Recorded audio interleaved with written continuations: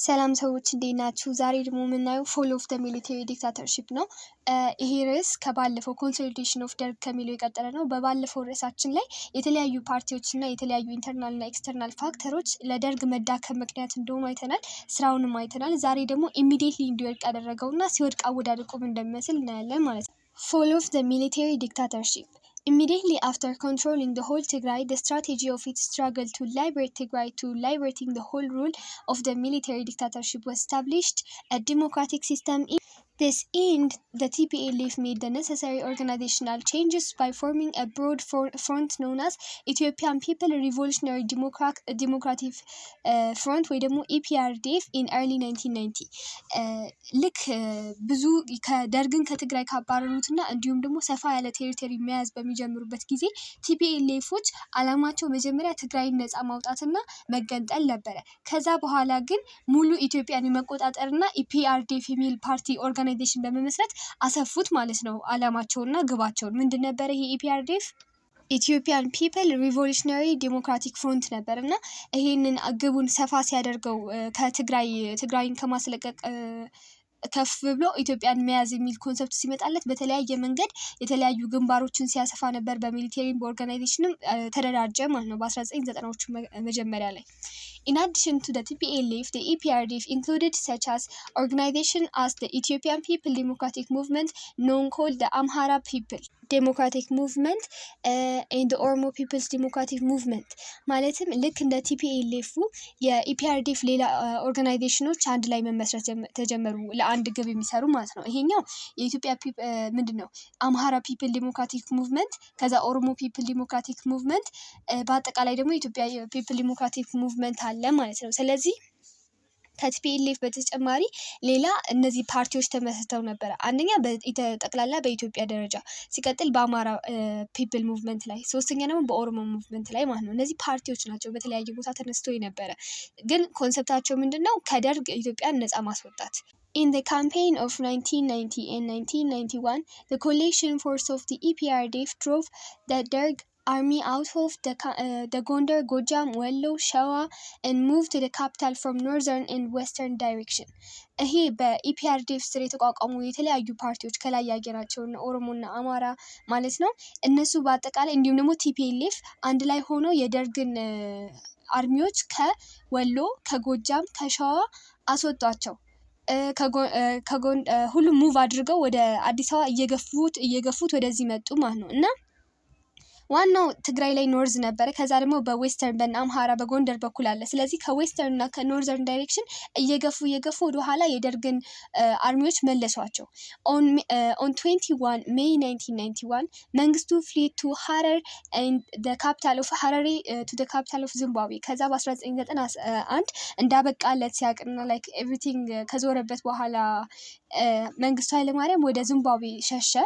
ሀረሪ ውስጥ ማለት ነው የዚምባብዌ ዋና ከተማ። This marked the collapse of the resistance of Derg። ይሄ በቃ የመጨረሻው የደርግ መውደቅ ኢንዲኬተሩ እንደወደቀ የሚያሳየው መሪው የነበረው መንግስቱ ኃይለማርያም ወደ ዚምባብዌ ሸሽቶ በሄደ ጊዜ ነበረ። In the northern, EPLF formed force controlled lead Asmara and Asab and announced the formation of the provisional government of Eritrea። ከዛ ከላይ መገንጠል ሲጠይቁ የነበሩ ቲፒኤልኤፎች ሳይሆኑ ኢፒኤልኤፎች ኤርትራን ፒፕል ሊበርቲ ፍሮንት ማለት ነው። እነሱ ነፃ አወጧቸውና ነፃ አወጧቸው ሳይሆን በቃ ተገነጠሉ። ራሳቸውን ይዘው አስመራንና አሰብን ይዘው የአስመራ ምንድነው የኤርትራ የሽግግር መንግስት ብሎ ራሳቸውን ሰይሞ ተገነጠሉ ማለት ነው። መቼ? በ1991 ልክ ደርግ እንዳበቃለት። On May 28, 1991, the EPRDF forces entered Addis Ababa with no resistance and brought to an end መንግስቱስ military dictatorship። ከዛ በቃ ሜይ 28 ላይ የኢፒአርዲኤፍ ምንላቸው ከላይ እነ ቲፒኤልኤፍ የአማራ እንትን ያለበት የኦሮሞ ዲሞክራቲክ ኦርጋናይዜሽን ያለበት አንድ ላይ ሆነው ገፍተው ወደ አዲስ አበባ ገቡ። ማንም ሬዚስት ያደረጋቸው ወይ ደግሞ እንዳይገቡ የከለከላቸው ፎርስ አልነበረም እና በቃ የመንግስቱን ፓወር እንዲያበቃለት አደረጉ። The downfall of the military dictatorship marked the beginning of the new chapter in the history of Ethiopia. የአምባገነናዊ ስርዓት በኢትዮጵያ ውስጥ መውረዱ አዲስ የታሪክ ጅማሬ ነበር ለኢትዮጵያ። The process of building democratic system in the country was soon undertaken. ቀስ በቀስ ኢትዮጵያ ውስጥ ዲሞክራሲ እንዲዘራ ለማድረግ እየተሰራ ነበረ። አንዴ ደርግ ከወረደ በኋላ ኢትዮጵያ ዲሞክራቲክ ሀገር እንድትደረግ እየተሰራ ነበረ። አሁንም እየተሰራ ነው። Following this, its entry into Addis Ababa, the EPRDF established a provisional government under Meles Zenawi as acting head of the state. ልክ ማንኛውም መንግስት እንደሚያደርገው አንደኛው ከወረደ በኋላ አሁን ልክ እንደ ፓወሩን እንዲያዙና ደርግ እንደወረደ መንግስት አልሆኑ። ምንድነው ያደረጉት? ፕሮቪዥናል ገቨርንመንት። ፕሮቪዥናል ማለት የሽግግር መንግስት አቋቋሙ ማለት ነው። ይሄ የሽግግር መንግስት የሚመራው በመለስ ዜናዊ ነው። ላይክ ሄድ ሆኖ የሚያገለግለው መለስ ዜናዊ ነበረ በዚህ ሽግግር መንግስት ላይ። On 26 June, the provisional government announced the national conference to set up a transitional government and meet on 1 July. ከዛ በኋላ የሽግግር መንግስት እንዲመሰረት በስብሰባ ታወጀ፣ ተወሰነ እና ፓወሩን እንዲይዝ ሀገሪቱን ለጊዜው እንዲያስተዳድራት ፓወር ተሰጠው ማለት ነው ይሄ የሽግግር መንግስት። Accordingly, all political forces in the country were invited to attend the conference. እና በዚህ ስብሰባ ላይ ሁሉም ሀገሪቱ ውስጥ የነበሩ የፖለቲካ ፓርቲዎች ወይ ደግሞ ፎርሶች ተጠርተው ነበርና ተጋብዘው ነበረ። Everybody participate የሚያደርግበት ስብሰባ ነበር ማለት ነው። Then followed a 5-day conference in Addis Ababa attended by several political organizations. ከዚህ ትራንዚሽናል ገቨርንመንት እንዲቋቋም ከወሰኑበት ስብሰባ ወይ ኮንፈረንስ በኋላ ለተከታታይ 5 ቀናት የቆየ ስብሰባ በአዲስ አበባ በተለያዩ ፓርቲዎች መካከል ተካሂዶ ነበረ። ፖለቲካል ኦርጋናይዜሽን ሲባል አሁን ለምሳሌ የአማራ ቅድም ያየነው ፓርቲ አለ፣ የኦሮሞም አለ፣ እንዲሁም ሌላ ኮንሰፕት ያላቸው የተለያዩ ፓርቲዎች አሉ። እነዚህ ፓርቲዎች ለተከታታይ ለ5 ቀናት አዲስ አበባ ላይ ስብሰባ አካሂደው ነበረ።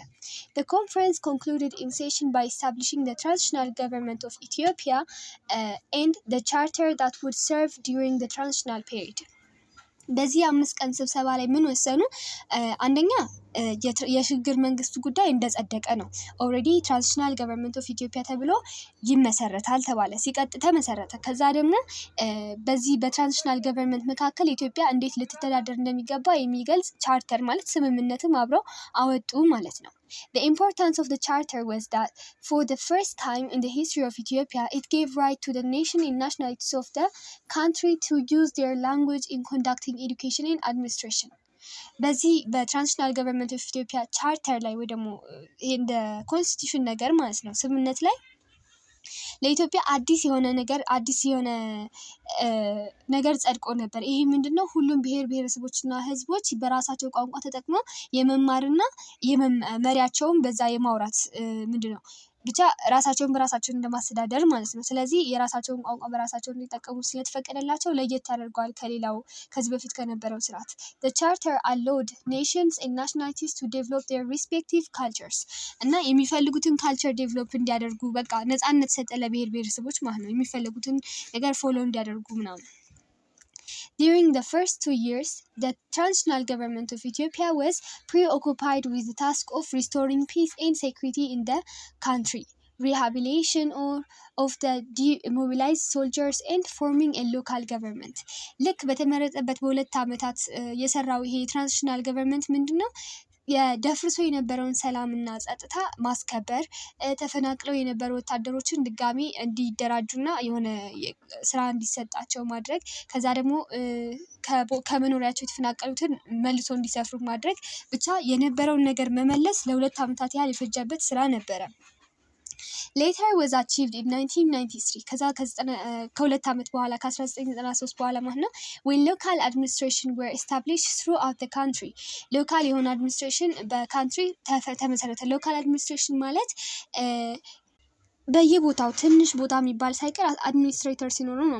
ለምሳሌ በየክልሉ የራሱ የሆነ አድሚኒስትሬተር አለው። ከሱም ባስ ሲል ደግሞ በየቀበሌው በየክፍለ ከተማ ምናምን አስተዳደር ያለ። እነዚህን አስተዳደሮች በሚመሰረቱበት ጊዜ ሌላኛው አሁን ስራውን መስራት ጀመረ ማለት ነው። የቀድሞውን ሪስቶር ከማድረግ አልፎ የራሱን የሆነ አክሽን መውሰድ ጀመረ። በዚህ ጊዜ ስራ መስራት ጀመረ። April of the same year, referendum which vetted Eritrea from independence was conducted. In May 1993 ኤርትራ became a separate independent state። ከዛ ምንድነው ሪፈረንደም ተካሄደ። ይሄ ሪፈረንደም ምንድነው ቀጥታ ህዝቦች ፓርቲሲፔት ያደርጋሉ እንደ ዳይሬክት ኢሌክሽን ማለት ነው የሚመርጡበት ነው። ስለዚህ የኤርትራ መገንጠልና ለመገንጠል ቮት ተደረገበት። ከዛ በኋላ ኤርትራ በ1993 ከኢትዮጵያ ተለይታ ሰፐሬት ስቴት ሆነች። በእርግጥ በ1991 የሚያስፈልጋቸውን ቴሪቶሪዎች ሁሉ የኤርትራ ነፃ አውጪ ፓርቲዎች ተቆጣጥረው ነበረ። ነገር ግን በኢትዮጵያና እንዲሁም በሌላው ኢንተርናሽናል አይን ሪኮግኒሽን አግኝታ ኢንዲፔንደንት የሆነ ስቴት የመሰረተችው በ1993 ነበረ። In 1993, a new constitution was drawn up. The constitution was approved by a constituent assembly in December 1994. እና በ1993 ኮንስቲቲዩሽን አወጡት ጻፉት ምናምን ተዘጋጀ ማለት ነው በ93።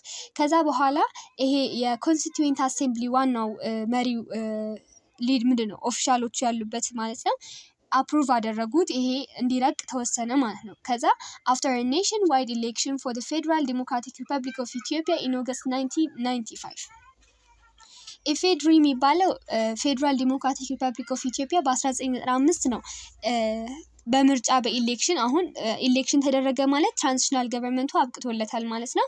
ትራንዚሽናል ገቨርንመንቱ ቀረና ኖርማል ፓርቲ ተመሰረተ በ1995 ሩል ማድረግ ጀመሩ። ስለዚህ ኮንስቲቲዩሽናችን በ1993 ድሪው ተደረገ። ከዛ በ94 ደግሞ ረቀቀ።